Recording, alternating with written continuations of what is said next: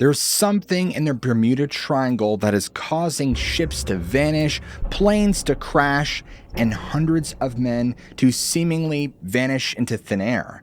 Is this the work of supernatural forces, magnetic anomalies, or is there a perfectly reasonable geographic explanation? Well, today we're going to go over several of the most notorious cases and find out once and for all what's happening. You won't want to miss this one.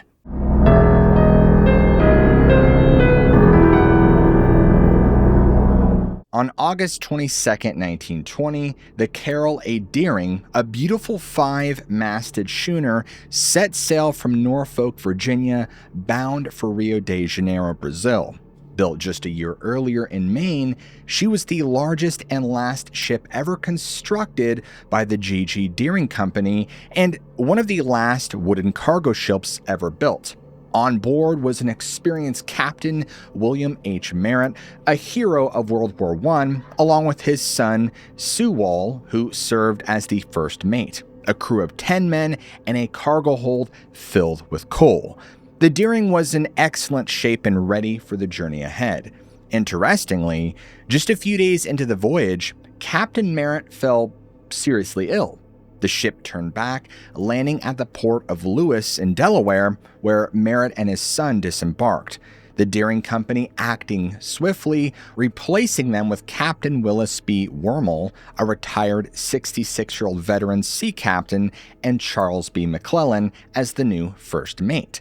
What's fascinating is that right from the start, there was trouble. Captain Wormel and McClellan apparently hated each other, and you could imagine the tension on board as the Deering set sail once again on September 8, 1920, making its way to Brazil and delivering the coal without incident, despite the strained relationship between the captain and his first mate. The return trip began on December 2nd, 1920, with the Deering leaving Rio de Janeiro, and they made a stop in Barbados, where Captain Wormel confided in another captain, Hugh Norton, about the problems he was having with his crew, particularly McClellan. And he would describe McClellan as habitually drunk while ashore and mistreating the rest of the crew. Well, it turns out McClellan had his own complaints. He drunkenly told Captain Norton that he couldn't discipline the crew without Wormel interfering and that he had to do all the navigation due to Wormel's poor eyesight.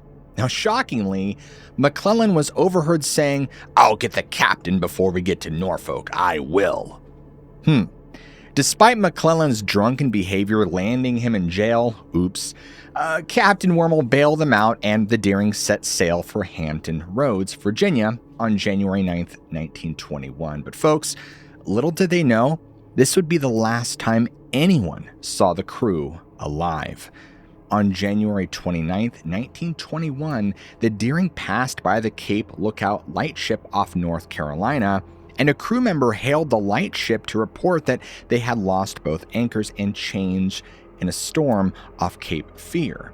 He asked for the ship's owner to be notified, but the lightship's radio was out.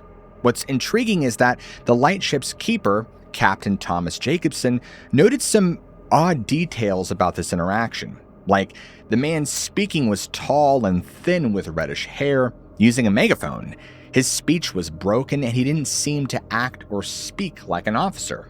Even more unusual, Jacobson noticed the crew milling around on the quarterdeck, an area usually off limits to them.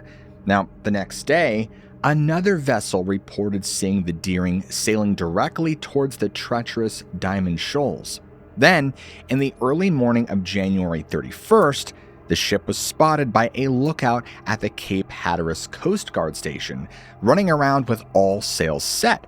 Now, bad weather prevented any rescue attempts until February 4th, when a tugboat crew finally would board the vessel.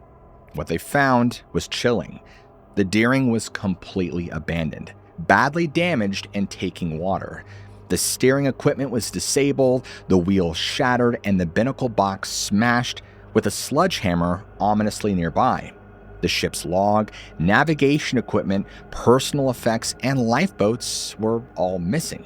Strangely, the galley appeared to be in the midst of preparing a meal with food left out as if the crew had vanished in the middle of their daily routine. With the ship unsalvageable, it was towed out to sea and dynamited, its wreckage washing ashore on Ocracoke Island.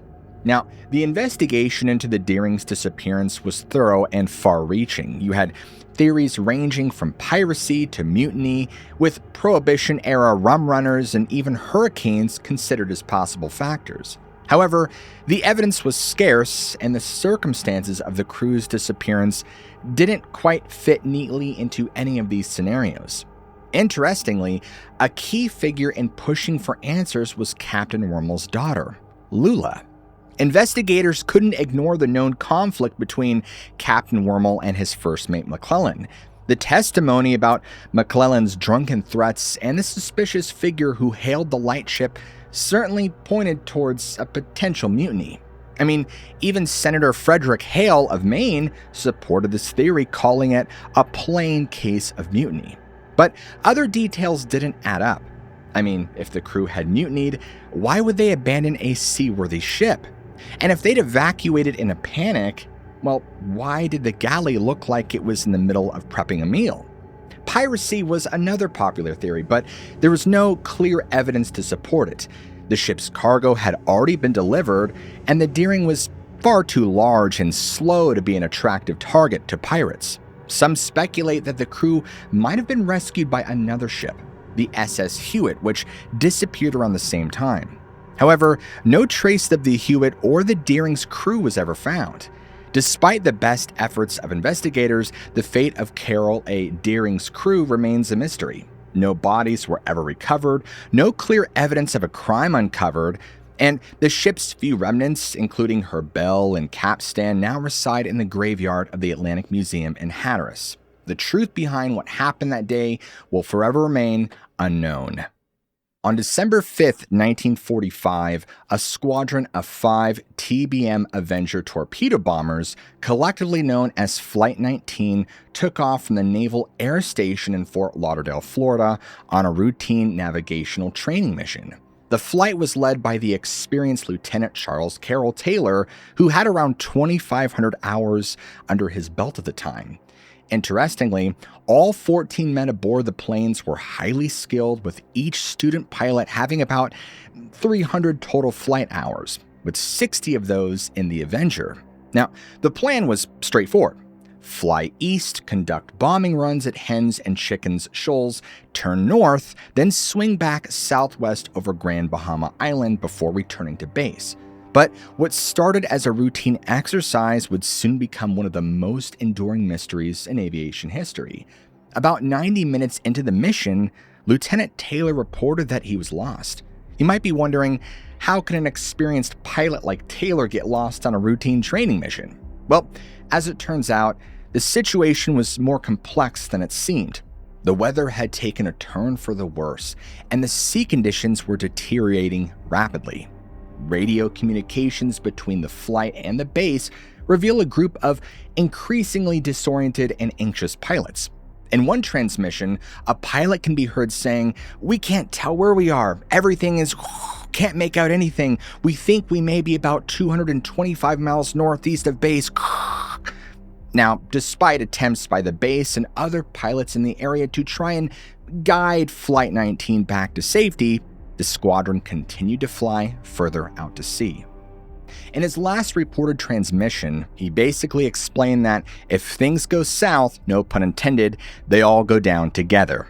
And then, silence. Flight 19 was never heard from again. As the situation grew more dire, the Navy launched a massive search and rescue op. 2 PBM Mariner flying boats were dispatched from NAS Banana River, now known as Patrick Space Force Base, to search for the missing squadron. But in a cruel twist of fate, one of these rescue planes, carrying 13 men, also vanished without a trace.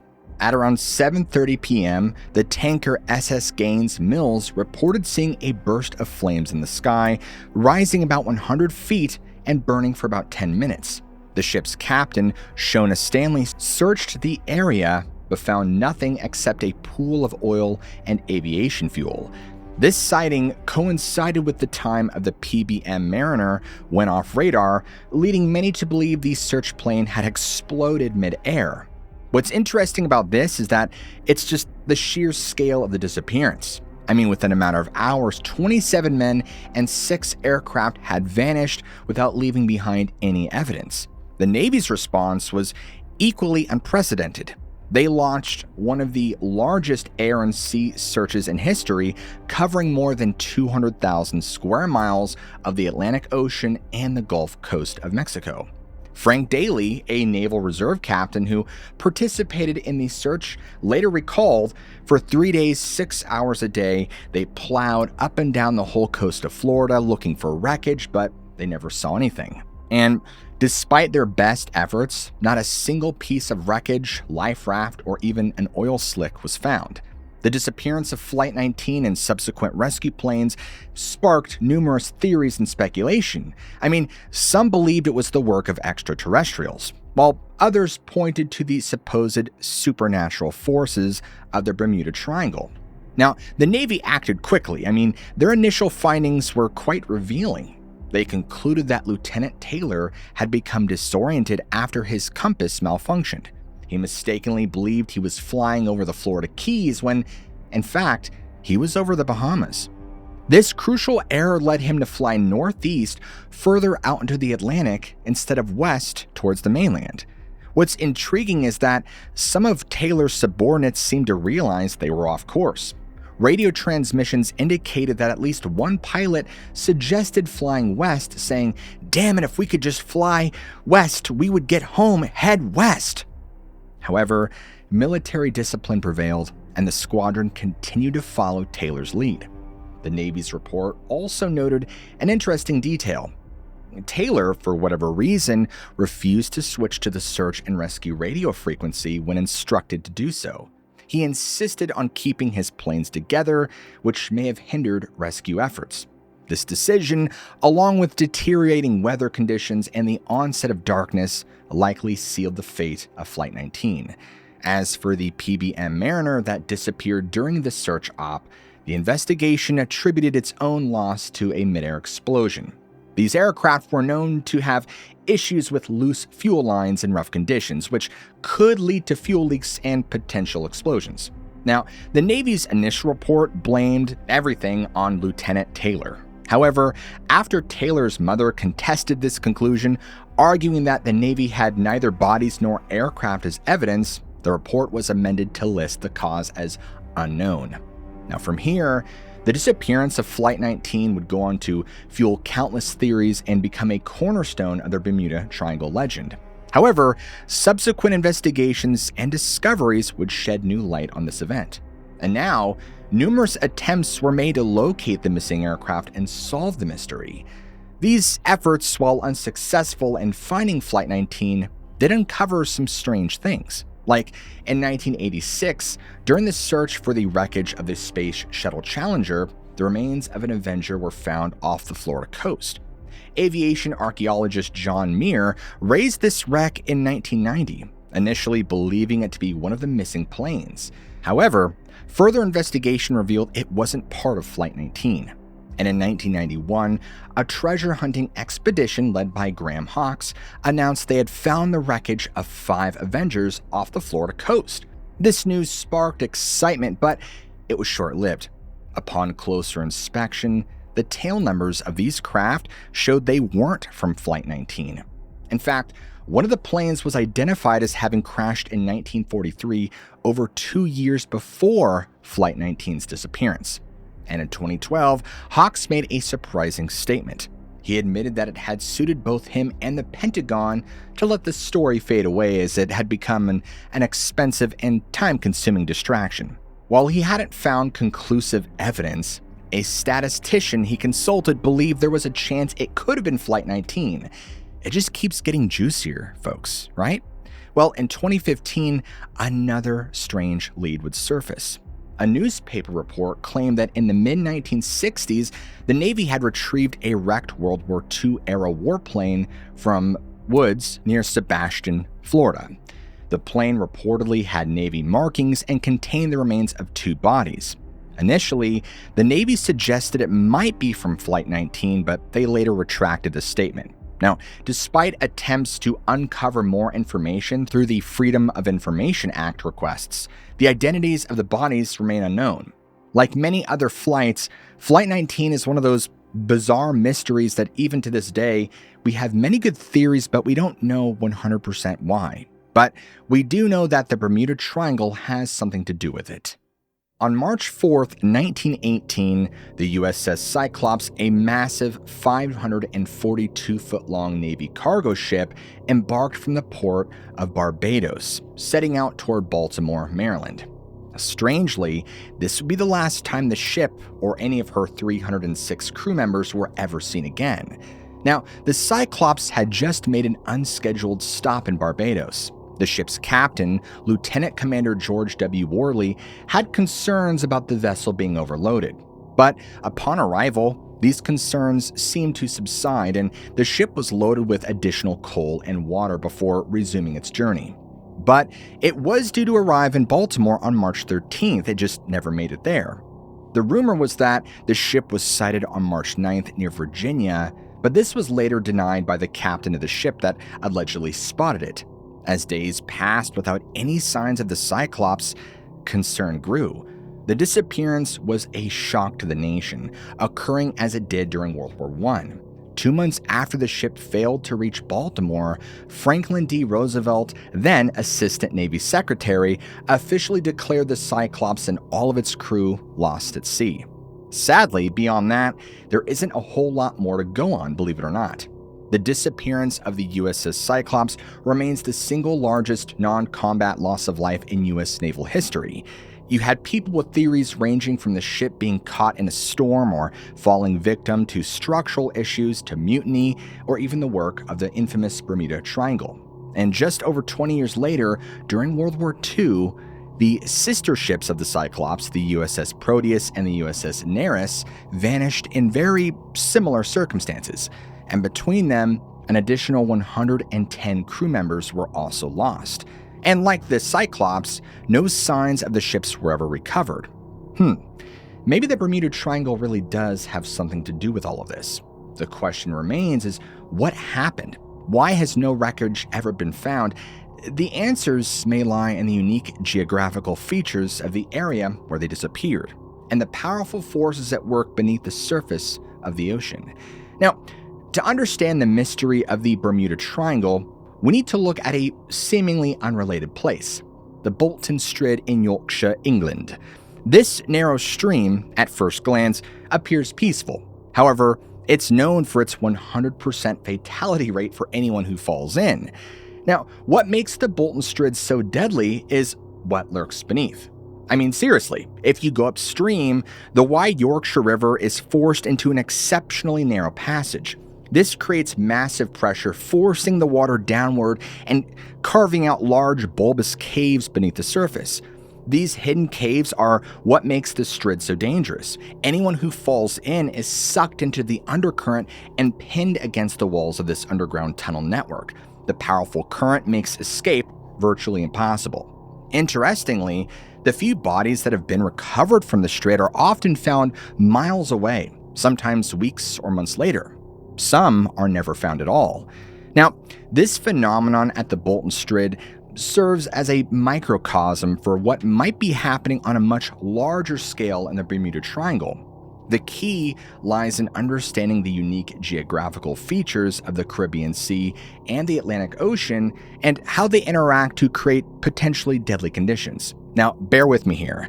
The Bermuda Triangle's mystery might be explained by its unique underwater geography.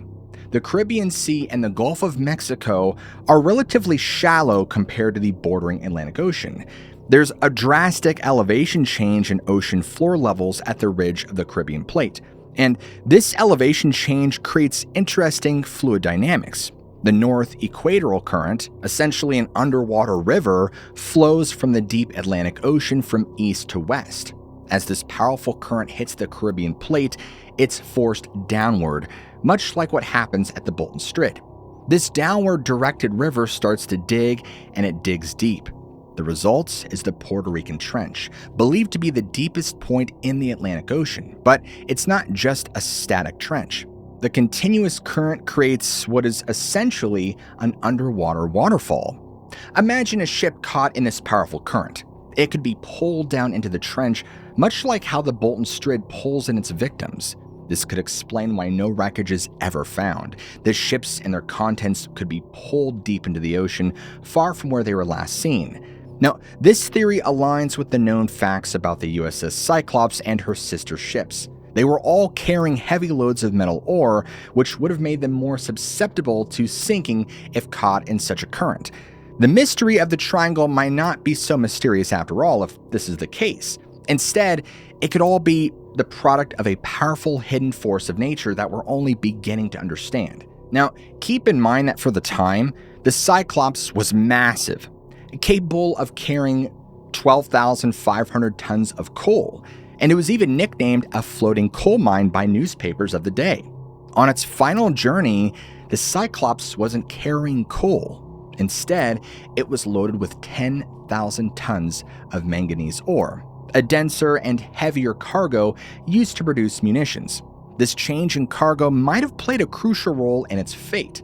And what's interesting about the disappearance is the complete lack of evidence. You had no wreckage, no oil slicks, no debris, and not even a distress call that was ever received. It was as if the ship had simply vanished into thin air. However, the most compelling theories focus on the structural integrity of the ship itself. Experts like Rear Admiral George Van Doris suggested that the Cyclops may have succumbed to a catastrophic structural failure, similar to what may have happened to her sister ships. Now, the Cyclops' sister ship, the USS Proteus, was reported to have structural issues with the I-beams that ran the length of the ship. These beams have been eroded by the corrosive nature of some of the cargo the ship carried. If the Cyclops did suffer from similar issues, well, the added stress of the heavy manganese ore cargo and the turbulent conditions of the Puerto Rican Trench could have been enough to cause a complete structural collapse. What's also fascinating is the human story behind the Cyclops' disappearance. The ship carried a diverse crew, including mess attendant Lewis H. Hardwick, the father of champion boxer Herbert Lewis Hardwick. The loss of the Cyclops left many families without closure. And of course, we can't forget about Captain Worley. Investigators discovered that Worley was born Johann Friedrich Wickman in Germany and had a rather checkered past. He had a reputation for being harsh and erratic, with some crew members accusing him of violent outbursts and irrational behavior. Well, the most serious accusation against Worley was that he was pro-German during wartime and may have colluded with the enemy. Some speculate he might have conspired with the German consul general in Rio de Janeiro, Alfred Louis Maru Gotchik, who was also on board the Cyclops during her final voyage. Despite these allegations, though, no concrete evidence has ever been found to support the theory of German involvement or sabotage. And of course, the German Navy denied any knowledge of the Cyclops' fate and any post-war investigations of German records, and of course, there's no clues. Unfortunately, the disappearance of the Cyclops remains one of the greatest unsolved mysteries in U.S. naval history. The loss of 306 lives, the largest non-combat loss in Navy's history, it continues to remain a mystery to this day. This last story is out of bounds of the Bermuda Triangle, but I think you'll find it equally interesting. Back in 1977, the remote Welsh village of Broadhaven became the center of one of the UK's largest mass UFO sightings. What's fascinating is that this wasn't just a single event, but a series of around 450 reported alien encounters through the year, earning the area the nickname the Broadhaven Triangle. And it all began on a seemingly ordinary day when you had 16 school children at Broadhaven Primary School, and they claimed to witness a UFO landing in a nearby field. One child described it as a cigar shape with a dome on it, with lights on top, and another insisted they saw a mysterious figure alongside the craft, but it was too far away to make out any features. Interestingly, these children, now adults, still maintain that this was no childish prank. In fact, David Davies, who was 10 at the time, initially dismissed his friend's excited chatter about a spaceship, thinking that flying saucers only existed in movies and tabloids. But his skepticism quickly changed when he went to investigate for himself. And he recalls that from behind some trees, it popped up in front of him and was silver and cigar-shaped and about 45 feet long. And there was just enough of this time that a thought came to his mind that he had to run away. And so he raced back to tell his mom, who was convinced by the sincerity of his account. Now, to ensure the children's stories aligned, the headmaster, Ralph Llewellyn at the time, had them separately write and illustrate what they saw. With no opportunity for any collaboration in a time before social media and mobile phones, the consistency of their descriptions was, as you can imagine, striking. The small village soon found itself in the national spotlight. You had reporters and curious onlookers who all descended on Broadhaven, eager to uncover more about these strange events. And they were not disappointed. The initial sighting proved to be just the beginning of a series of bizarre occurrences. A few months later, a hotel owner by the name of Rosa Granville reported seeing a strange spacecraft hovering near her property late one night. Her daughter Francine vividly remembers her mother's account of two figures emerging from the craft, moving unsteadily on long, spindly legs. The next day, strange scorch marks and indentations were discovered at the alleged landing site.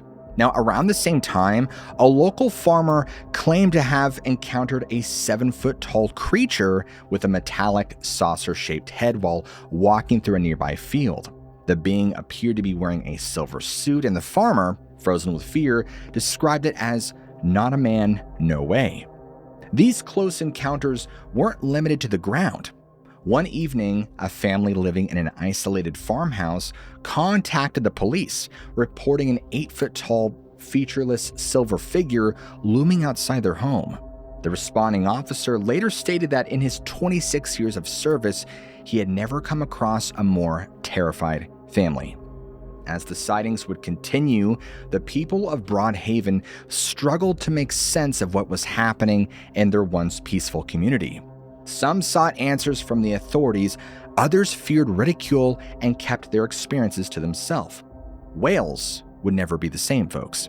Now, some of these accounts bear a striking resemblance to descriptions of the mythical Cyclops from ancient Greek and Roman legends. In several cases, witnesses reported beings with a single, centrally positioned eye, an unsettling detail that only added to the mystery of this entire event. And for centuries, the existence of the Cyclops has been dismissed as mere fantasy, a product of the ancient world's vivid imagination. But in 1914, paleontologist Otheano Abel suggested a possible link between these one-eyed giant skulls and the skulls of prehistoric dwarf elephants. You see, the large nasal cavity in the center of these skulls, he would argue, could have been mistaken for a single eye socket by ancient Greeks who stumbled upon them. And while this theory offers rational explanation for the origins of the Cyclops legend, it does little to explain the modern-day sightings in Broadhaven and elsewhere. Could there be, a kernel of truth to these ancient myths, or are we dealing with something entirely different? Unfortunately, like with most UFO witnesses, the impact is life-lasting. David Davies faced years of bullying and ridicule for refusing to deny what he'd seen. And despite the passage of time, interest in the Broadhaven Triangle has never quite disappeared. In fact, a recent Netflix documentary series, Encounters, produced by Steven Spielberg's Amblin Television, has once again brought this strange Welsh event back into spotlight. Either that or he's looking to make some money by capitalizing on it, who knows? Sadly, we'll never know the truth behind what really happened that day with the extraterrestrial visitations, interdimensional entities, or some other unexplained phenomenon. All of it will remain a mystery. And because you guys made it this far into the episode, I want you to comment below "missing in Bermuda," so I know who made it to the end of the video and who didn't. And if you guys enjoy videos like this where we go over strange cases of the mysterious and supernatural, what are you waiting for? Slap that like and subscribe button for more content just like this. As always, I love you all. Keep an open mind, and I'll see you guys in the very next episode.